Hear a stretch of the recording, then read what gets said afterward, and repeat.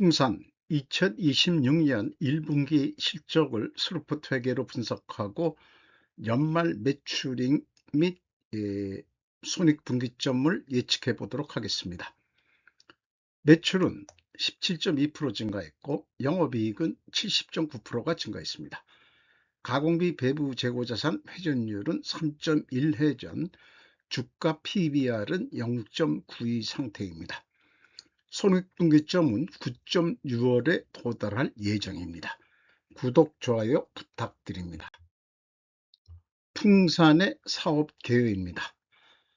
주소는 본사가 서대문구 충정로 23 풍산 빌딩인데 업무상 본사 소재지이며 법인 등기부 등본의 본점 소재지는 경기도 평택시 포승읍 평택항로 156번지 156번 길 134번지입니다.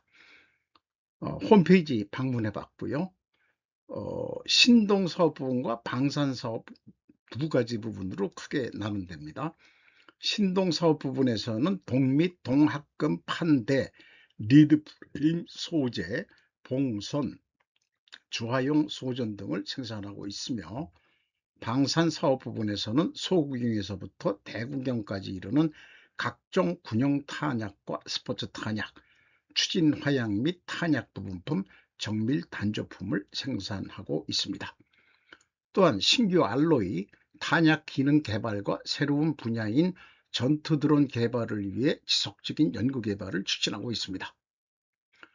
종속회사로 PMX 인더스트리, 시암 풍산, PMC 암뮤니션, 풍산 FNS 등이 있다. 이렇게 소개를 하고 있네요. 풍산에 관련된 뉴스로 풍산 승계는 오노 3세 장남인 류성권, 로이스 류씨의 미국 국적과 방산업체 지배권 변동 규제 이슈가 핵심 변수로 거론된다고 뉴스가 나왔었습니다. 또한 2022년 류진 회장의 아내 장녀에게 지주회사 지분을 증여하여 승계 기반을 다지는 흐름을 확인됩니다. 풍산 승계 핵심 변수로 국적문제 류성권, 로이스 류씨는 한국 국적을 포기한 미국인으로 방산업체 지배권 변동 시 정부 승인 등 제약이 거론된다고 합니다. 지분 증여로본 승계 준비. 2022년 류진 회장은 풍산홀딩스 지분을 아내 노혜경 씨와 장녀 류성회 씨에게 증여해 지분을 분산시키는 움직임을 보도되었습니다. 두 차례 증여로 합산 지분이 약 3.08% 수준으로 집계되며 아내의 지분이 5%로 확대된 사례가 확인됩니다. 그리고 풍산과 하나로 에어로스페이스 빅딜이 결련됐다는 내용도 있습니다.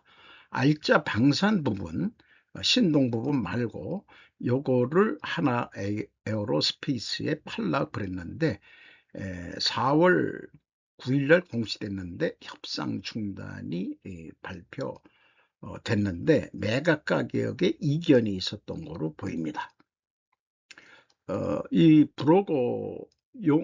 브로거를 제가 인용을 못해서 죄송한데요. 브로거님께 검색을 하다 보니까 무슨 브로그라고 나왔는데 그 브로거님한테 미안하다는 말씀도 드리고 고맙다고 말씀드립니다. 주가는 78,700원으로 1년 전보다 26.4%가 하락했습니다. PBR은 0.92로 1을 넘질 못하고 있고 전년도 1.27보다 36% 하락했습니다. 5% 이상 주주는 풍산홀딩스가 38%, 국민연금공단이 7.97%, 외국인이 13% 지분을 가지고 있는데 JP모건, 모건스탠리가 눈에 띕니다. 스루프트 회계로 분석한 결과입니다. 매출은 9,687억 원으로 전년 동기보다 17.2% 증가했는데 매출에 비례하는 매출재료비는 16.2%, 1% 낮게 증가했습니다. 여기서 우리는 원재료 가격이 하락했다고 1차 추론을 할 수 있습니다. 운영경비가 11.4% 감소해서 TO의 생산성은 1.26으로서 0.09포인트가 상승했고, 스루풋 영업이익은 565억 원인데 70.9%가 증가했지만 원가회계 영업이익보다는 308억 원이나 적은 수치입니다. 이것은 가공비 배부 재고자산이 크게 증가했기 때문입니다. 영업이익률은 5.8%로 1.8% 상승했습니다. 재고 회전율은 3.13회전으로 약 4회전이 하락했습니다. 그래서 이 스루풋 영업이익이 70.9% 증가한 원인은 무엇이냐? 손익계산서를 보고서 설명을 해보시오 라고 질문이 나왔다면 1차 원인은 매출액 증가, 2차 원인은 매출 재료비가 하락 또는 1차 판매 가격이 상승했다고 얘기할 수 있습니다. 3차 원인은 재고 회전율이 상승해야 하는데 하락은 역시 판매 가격 상승으로 분석이 된다. 이렇게 얘기할 수도 있을 겁니다. 운영 경비는 언급하지 가급적 언급을 안 하기로 합니다. 스루풋은 원가 회계로도 증가 원인이 뭐냐? 95.2% 증가한 게 1차 매출액 증가는 똑같겠고요. 2차 매출원가가 상대적으로 하락을 했다. 3.6%. 3차로서는 뭐 판매 관리비가 거꾸로 늘었으니까 이거 가지고 얘기하기는 좀 그렇다 이게. 매출 총이익이 물론 58.7% 했으니까 이게 증가하더라도 결국 이익은 나는 거죠.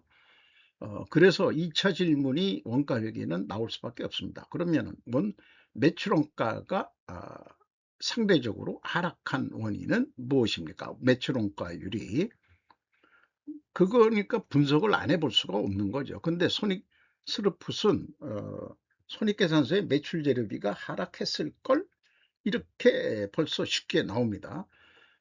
총 제조비용이라는 게 재료비하고 가공비 두 가지 요소뿐이 없는 거니까요. 또 변수는 재고의 증감도 있습니다. 그래서 재고자산 명세를 보면은 제품 및 상품 제공품 1조 692억 원으로서 연초보다 무려 1768억 원이 증가했습니다. 원재료는 좀 조금 감소했고 전체 재고자산은 2147억 원이 증가했습니다. 매출이 17% 증가했는데 재고가 20% 더 높게 증가했다면은 실제 실적보다는 원가회계 영업이익은 더 많게 나오게 됩니다. 바람직한 것이 아닙니다. 실제 성과가 부풀려지게 됩니다. 원가회계는 재고의 증가는 영업이익의 추가 증가로 나타난다. 이것이 예측을 합리적으로 하지 못하게 합니다. 비용의 성격적 분류 분석 내용입니다. A. 재고자산의 변동 마이너스 2082억 원이면 재고가 증가했다는 뜻이고요. B의 원재료 사용 및 상품 매입액이라고 되어 있으면 A. 재고자산의 변동엔 상품이 안 들어가고 안 들어갑니다. AB를 더한 MC 매출원가 재료비, 이 MC는 다른 말로 TVC라고 토탈 베리어블 코스트, 총 변동비라고도 얘기합니다. 6,604억 원으로 13.2% 증가했습니다. 운영경비는 11.4% 증가했고요.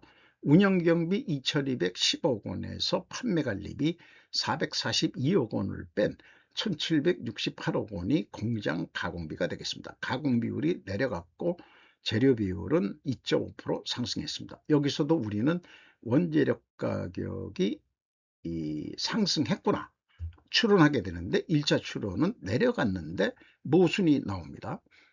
이런 것들, 이 재고자산의 변동은 나름대로 그 비교 검증하는 방법이 있는데 비성분에 이거를 내고 재고자산 명세가 있으니까, 그러나 원재료 사용액이나 상품 매입액을 확인할 방법은 없습니다.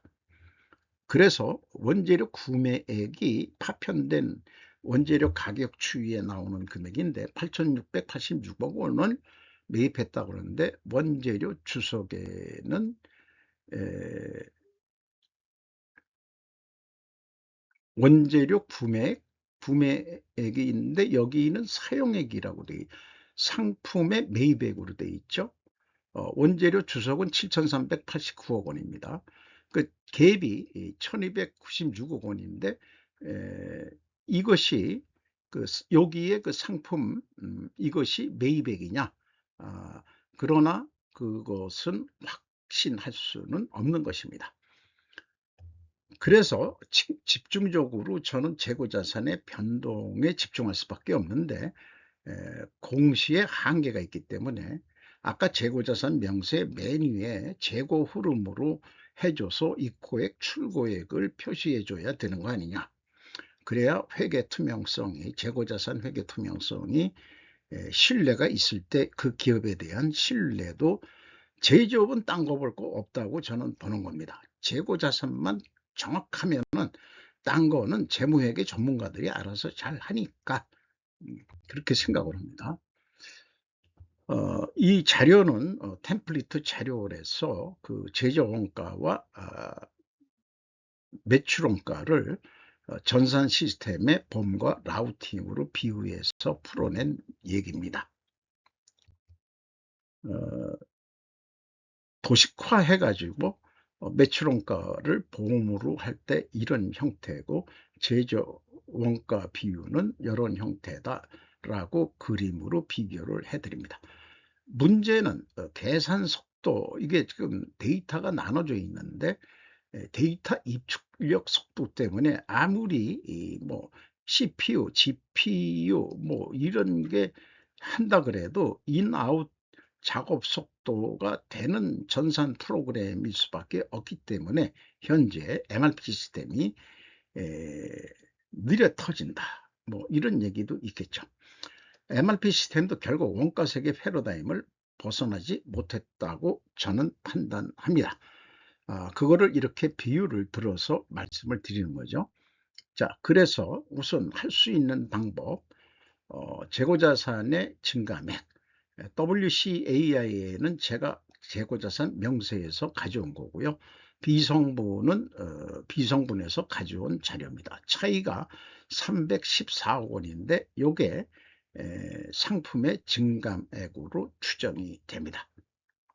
그러나 확인할 방법은 없습니다. PQ총 제조비용도 마찬가지입니다. 현금흐름표 기준 전체 재고자산은 일치합니다. 재고자산 평가 손실액을 빼주면 일치를 합니다. 스루풋 회계하고 영업이익 차이 308억 원은 가공비 배부 재고자산 증가액에서 가공비율을 곱하면 검증이 됩니다. 따라서 스루풋 손익은 정확한 거다. 이렇게 저는 스루풋 회계를 여기까지 하는 거로 만족을 했었습니다. 이것만 강조해도 원가 회계의 문제점은 부각이 된다 했는데 분석만 해가지고는 뭔 소용이 있겠냐, 예측까지 좀 가보는 거로 그렇게 하게 됐죠. 그러니까 분석하다 보니까 운영비용도 좀 더 챙겨보게 되고 인건비가 754억 원인데 8% 증가했는데 직원 수는 분기에는 공시를 안 해서 2025년, 2024년 직원 수인데 56명이 증원이 됐습니다. 현재 1분기에도 그대로라고 보고 평균 임금은 8,040만 원이 되겠습니다. 6.4% 상승했습니다. 노동 생산성은 9.2로 올라갔는데 7.5% 상승했는데 노동 분배율은 27.2%로 9.9%가 하락을 했습니다. 풍산 직원들이 불만을 낼까요? 삼성전자 애들처럼 아닐 겁니다. 물류 비용이 좀 큰 금액이 나가는데 운반비라고 볼 수 있겠죠. 6.1% 감소했습니다. 매출이 증가했는데 물류비는 어떻게 감소했을까? 운송 단가라든지 기름값이 내렸던가 뭐 이런 거로 또 비용 분석을 또 추가하다 보면은 이런 것도 나올 수 있겠죠. 어쨌든 경영평가지표로서 재고 회전율은 떨어졌고 스루프율은 올라갔습니다. 역방향이면은 이제까지 분석 경험상 분식회계 개연성 가정을 일단 세웁니다. 영업구매 평가지표로 매출채권 수금속도 1.2회점, 3개월에 한 번 정도 수금해가지고 돈이 잘 안 돌 거예요. 그리고 매입 채무 지급 속도는 9.6회전으로 3개월에 한 열흘 단위로 한 달에 열흘 단위로 대금을 지급한다. 이렇게 매입 채무 지급 속도가 빠를 때는 어, 이 신동 부분이니까 그 원자재를 공급하는 공급자가 시장 우위에 있을 겁니다. 한마디로 전기동이 주종인데 전기동이 거의 독점이죠. 국내에서 독과점. 그러니까 현찰 박치기에서 사해될 정도다. 이렇게 보시면 되지 않을까 싶습니다. 듀퐁 ROE 자본 회수율 2.4%로 1% 상승했습니다. 자, 앞서 말씀드린 대로 회전율은 떨어졌고 스루프율은 상승해서 역방향은 부식회계 개연성 가정을 세운다. 이것을 반증하려면 원재료 가격이 상승하고 판매 가격도 인상이 돼야 된다. 필연적으로 존재할 다른 증거를 대라 그러면 수량에 의한 재고 회전율도 하락을 했어요. 그러니까 중량상으로도 재고가 증가했어야 될 거다 이런 얘기죠. 그래서 원재료 가격 올랐냐? 가중평균으로 95% 비중에 30.2% 상승했습니다. 판매 가격은 가중평균 79% 범주에서 22.6%가 상승됐습니다. 그 비율은 여기 거를 좀 적용한 겁니다. 매출액 9,687억 원 요거 맞아떨어지고요. 방산 부분의 매입 단가 및 판매 가격은 알 수 없죠. 이게 방산 부분은 총알 얼마에 파니 이거 못 알려주지 북한 애들이 알면 안 되잖아. 뭐 이런 등등 또 중국 애들도 알면 안 되고 총알 판매 가격은 어떻게 알려주냐 못 알려주지. 그거는 제가 충분히 이해를 합니다. 그 군용 스포츠탄 규모가 매출액이 16.2%니까 1567억 원 매출액이니까 그렇게 포션은 높지는 않은 거죠. 그러나 총알로 1500억 원대를 이 분기에 판다. 엄청 많이 파는 거죠. 그래서 지금까지 이 정리된 것들을 요약을 이렇게 해보면은 반증을 하려면은 원재료 가격이 상승해야 되고 판매 가격이 상승이 돼야 된다.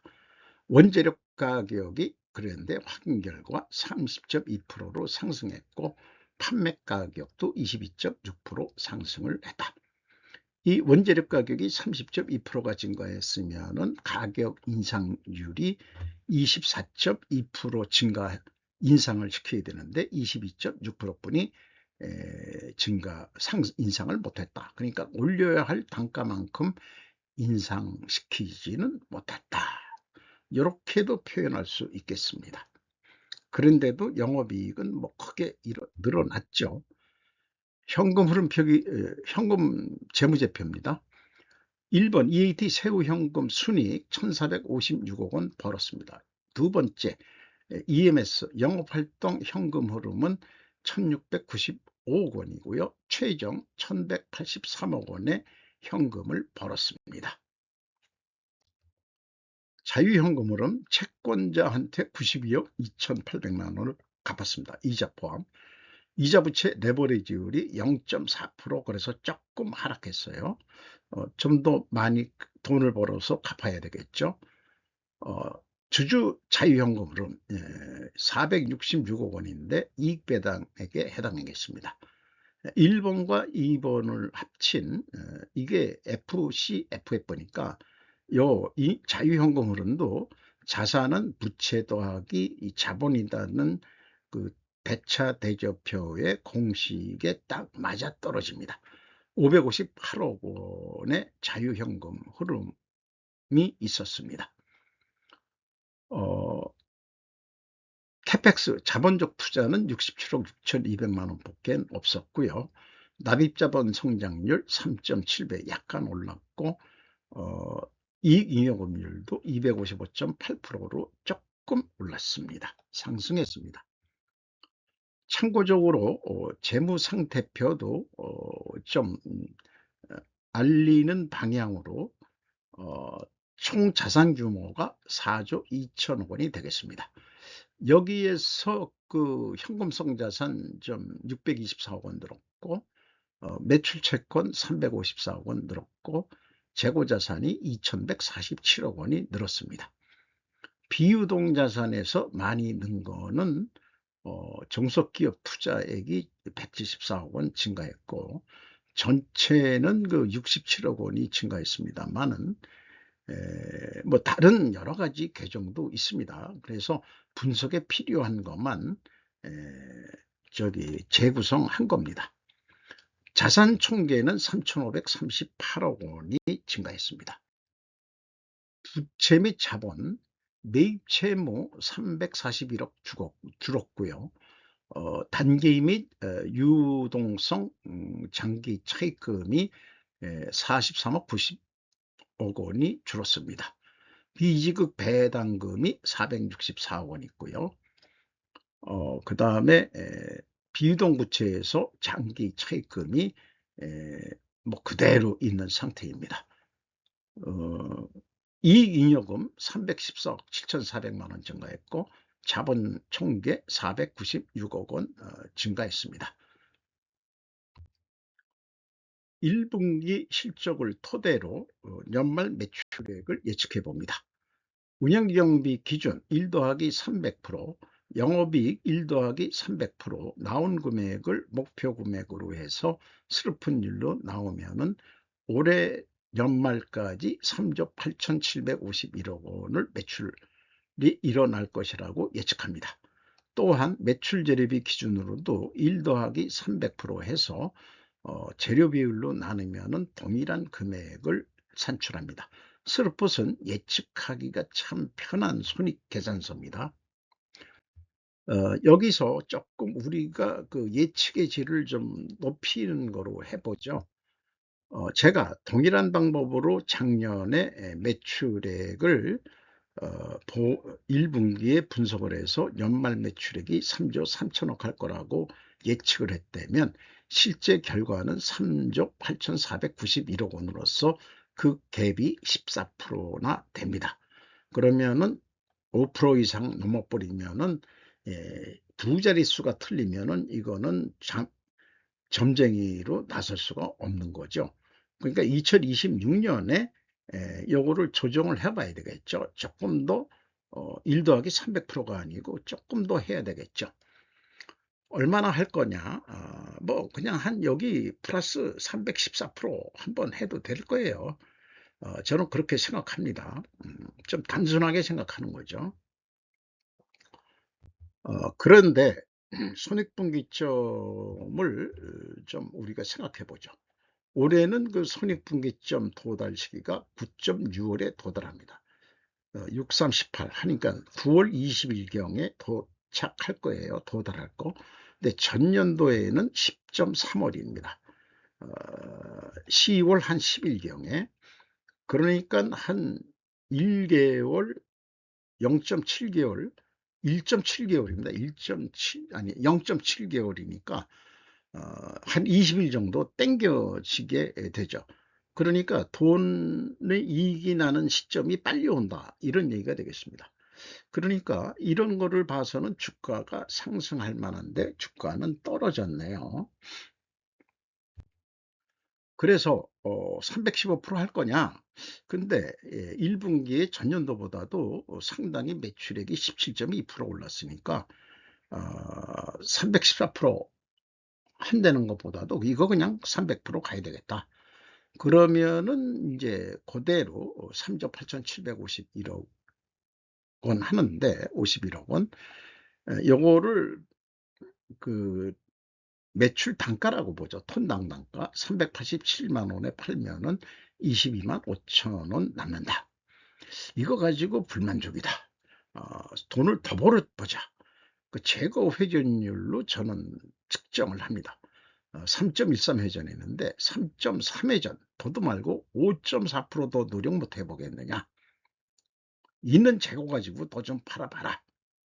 그래서 이게 실현이 된다면은 82,800원에 파는 꼴이 됩니다.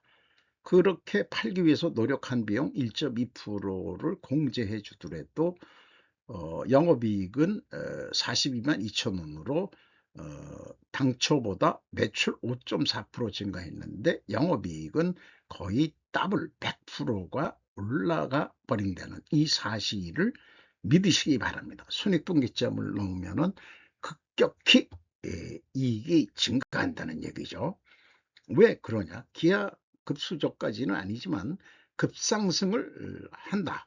이렇게 그래서 손익분기점 시기가 언제냐? 이것이 중요한 거죠. 자, 원가회계상으로는 재고가 감소했을 때하고 재고가 증가했을 때 각각의 매출원가를 고려해 봐야 됩니다. 그리고 동일한 영업이익을 목표로 한다면은 재고가 감소할 때는 이거 톤당간가로 그냥 480만 원대로 팔아야 되는데 재고가 증가할 때는 450만 원대 팔아도 동일한 영업이익은 낼 수 있다. 이게 원가회계의 아주 근본적인 문제죠. 그래서 영업보고서 얼마에 팔래 두 가지 팩트가 있을 수는 없어요. 영업 입장에서는 한 가지 진실치를 접근해야죠. 그래서 있는 데이터 가지고 견적서를 냅니다. 전기 아까 배대선 코일 그런 것들을. 그래서 재료비 347만 원. 뭐 그냥 요거는 거꾸로 역풀림 견적을 했어요. 가공비 70만 원. 판매관리비 17만 5천 원. 실제 나가는 것보다. 그리고 마진도 좀 적게 들어서 판매를 해도 남는다. 재고가 또 증가할 거니까 이렇게 생각하는지 모르죠. 그래서 464만 5천 원에 판매를 하겠다고 또 견적서를 내놓으니까 이 구매 담당이 스르프 회계를 아는 사람이 돼가지고 저처럼 그 무슨 말씀을 387만 원 해도 남는다는데, 그러나 원가 회계상으로 이렇게 낮게 팔면은 영업 손실이 나올 수밖에 없는 거죠. 이게 원가 회계의 또 문제죠. 그래서 스르프 판매액만큼 400만 원 가격으로 올린다. 그러면은 그 판매하기 위해서 좀 판공비 좀 더 들고 그리고 사실은 이 387만 5천 원에 팔면은 매출 원가가 더 높게 되니까 당연히 적자인데 실적이 89.2%니까 요거로 해야만이 이익이 나는 거다 이런 얘기예요. 그러면은 이 89.2%로 매출 원가를 어떻게 줄일 거냐? 이것이 원가회계의 문제점을 극명하게 드러냅니다. 재고를 증가시켜야만 매출 원가가 내려간다는 거죠. 그래서 생산을 더한다? 그럼 쓸데없는 재고만 또 늘어난다? 자, 원가회계는 영업이익을 내기 위해서 계속해서 매출이 증가하면 재고도 더 많이 증가시켜 가지고 이익이 나는 것처럼 우리가 사실 그래서 원가회계는 가짜뉴스다. 저는 그렇게 그냥 좀 비판적으로 표현해 보고 싶습니다. 다시 한번 비교를 하면은 스루폿은 387만 원에 팔면 22만 5천 원 넘는데 387만 5천 원에 똑같이 판매한다면은 재고 감소할 때는 크게 적자가 나고 재고 증가해도 반 정도 적자가 나고 그렇습니다. 자, 그래서 매출을 더하면은 스루폿은 더블이 남는데 더 추가 생산을 안 하고 있는 재고를 좀 밀어내란 말이야. 이렇게 경영 지시가 내려왔다면은 재고가 감소하면 영업이익이 늘긴 늘겠죠. 늘긴 느는데 그렇게 많이 늘어나지가 않습니다. 원가회계 영업이익보다도 영업이익이 적게 나오고요. 우리는 이렇게 잘못된 원가 세계에 살고 있는 것입니다. 갈등 대립 해결의 서막, 요것은 기준을 영업생산 갈등, 두 사람이 다 못 나가지고 그 생산 공장은 이공대 기술자 뭐 비철금속학과라는 출신이고, 영업은 또 이 경상대에 나온 사람이고 다들 학구파들인데 허구한 날 싸움질이다 이거죠. 생산 좀 더 하래도 아니 하지 말라고 그러잖아. 재고 너무 많이 늘어난다고. 그러니까 사업계획 할 때마다 둘이서 만나가지고 야 좀 만나서 너희 사업계획 말이야 생산량을 좀 늘려. 그랬더니 지금 캐파 가지고 안 돼. 증설해야 되는데 지금 증설할 돈이 어딨어. 뭐 이래가면서 야 우리가 입사 동기끼리 이거 지금 좀 협조점에서 같이 살자고 뭐 이런 얘기들이 아마 오고 가고 그러지 않을까. 소설을 제가 쓴 거죠. 직장 경험상 분명히 그럴 거예요. 사업 부분이 또 아까 신동 부분이 있고 저기 방산 부분이 있는데, 그런 말이야 가공비를 조금 방산 부분으로 좀 넘겨봐. 뭐 이런 얘기도 나올 수 있을 거고요. 어쨌든 그래서 제가 지금 얘기한 대로 생산 중단 보유 재고에서 추가 판매 조건과 매출액 불변에서 생산 감소 조건을 의사결정에 한번 활용해 봐라. 미래를 그렇게 해보는 거죠. 그래서 이게 페어라는 게 지금 상황이 이렇게 페어같이 보인다 해서 이렇게 표현을 해 본 겁니다. 그런데 독특한 상황으로 매출액이 더 이상 안 오를 것 같다. 이럴 때는 거꾸로 생산을 20%를 감소시키면은 영업이익이 거꾸로 나오고, 생산을 증가해 버리면 무려 영업이익이 1조 1천억이나 나올 수 있다. 쓸데없는 돈을 써가지고. 이런 얘기입니다. 그리고 손익분기점 되기 전까지는 절대 할인 판매를 하지 말라는 메시지. 이 연간 매출액이 3조 8,700억인데 연초부터 할인 가격으로 덤핑률을 3%로 많이 안 내리고요. 이 정도 하더라도 결국은 이익이 크게 줄은 거다. 적자가 더 줄어드는 거다. 이런 얘기가 되겠죠. 예. 나머지는 다 템플릿 자료들입니다.